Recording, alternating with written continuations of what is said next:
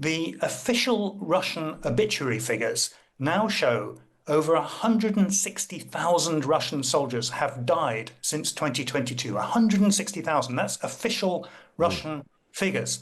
And what's more, those figures for 2025 are 40% higher than the figures for 2024. It's extraordinary. And the UK Ministry of Defence says the figure is probably over 1 million Russian soldiers killed and seriously injured. And the economy is in terrible trouble. Now, it's an age of social video, isn't it? And it helps any leader to get their information out there. Later, we'll be talking about what Emmanuel Macron promised in his, which is a clampdown on social media for the under-16s. Well, the Ukrainian president, Volodymyr Zelensky, has done one too. In his New Year speech, he said that a weak agreement on peace would only fuel the ongoing conflict in Ukraine. Мирна угода готова на 90%. The peace agreement is 90% ready. 10% remains, and that is far more than just numbers. That 10% contains, in fact, everything. That is the 10% that will determine the fate of peace, the fate of Ukraine and Europe, how people will live. 10% to save millions of lives. It's a 10% that's doing a lot of work, isn't it? Vladimir Putin also gave a speech in which he told Russian troops, quote, "We believe in you and our victory." Well, let's speak to Leigh Turner now, former British ambassador to Ukraine and author of the book Lessons in Diplomacy. Happy New Year, Leigh. Happy New Year. Hi, thanks for joining us. I mean, as I say, a usual calculation of percentages, you wouldn't really call a peace agreement 90% ready if the 10% contains everything. It's a funny thing, isn't it? The US President Trump, was saying the other day he doesn't like these percentages.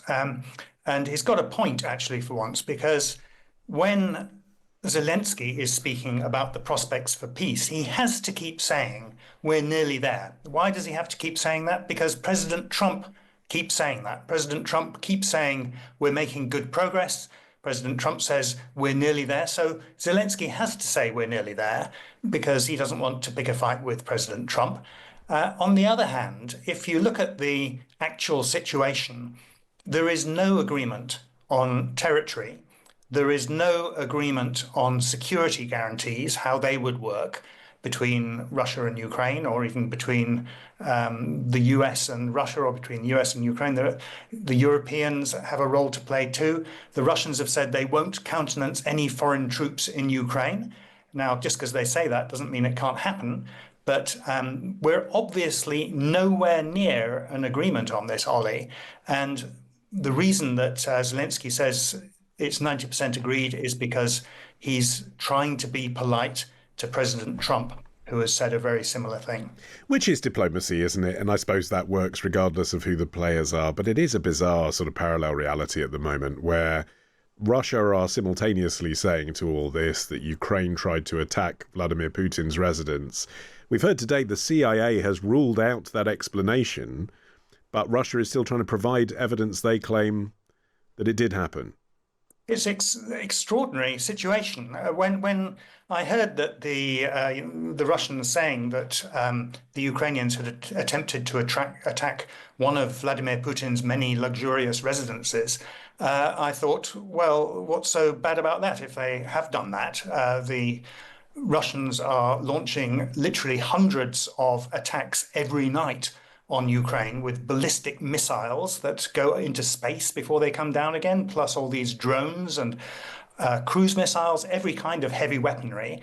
And for the Russians to get outraged because the Ukrainians are trying to attack them seems entirely synthetic. And then I heard reports that the Russians were now trying to provide some evidence for this. I mean, it seemed to me highly unlikely, I must say, that the Ukrainians would launch a serious attempt to try and kill President Putin.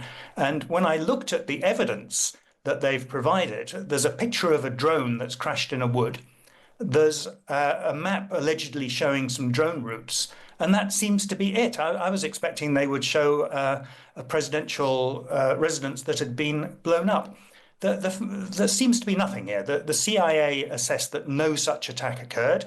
The head of the External Action Service, the EU diplomatic service, Kaja Kallas, has said it's just a distraction. What's going on here is that President Putin is rattled, and he's rattled for two reasons. The first is that before Christmas, President Zelensky of Ukraine, came up with this great idea where he said, let's solve the territorial issue. We will pull out of the bit of eastern Ukraine, of Donetsk, that we still occupy, so long as the Russians pull back by an equivalent amount, and we will fill the area in between. It would be a big area, about twice the size of Devon. We will fill that area with a special economic zone that can be run by the Americans. So this was like a really interesting new idea, and it's the kind of thing that President Trump loves to hear, a special economic zone that the Americans can run. So the Russians were really worried by this, and they felt they had to do something in response. And what they've come up with is this balmy idea about an attack on President Putin. The other thing I might just mention, Ollie, is that there have been some really interesting end-year reports on how the Russians are doing in Ukraine.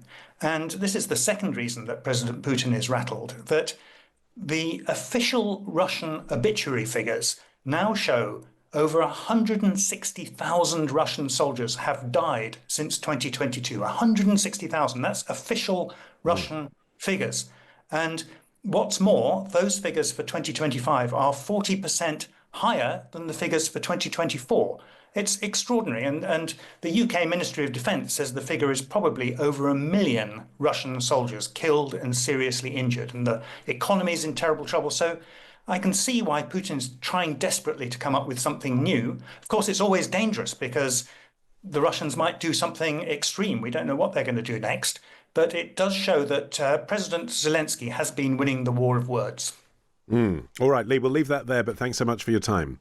Great, thanks. Leigh Turner there, former British ambassador to Ukraine and author of the book Lessons in Diplomacy on, as I was saying, this kind of two-track diplomatic effort. You've got, you know, the reality of what's happening on the ground and the bloodshed, and then this chat about we're 90% of the way there because that's what President Trump wants to say. I'm sure it's a story we will return to. Чого хоче Україна? What does Ukraine want? Peace. Yes. At any cost? No. We want the end of the war, not the end of Ukraine. України. Чи втомились ми? Сильно. Are we tired? Extremely. Does that mean we are ready to surrender?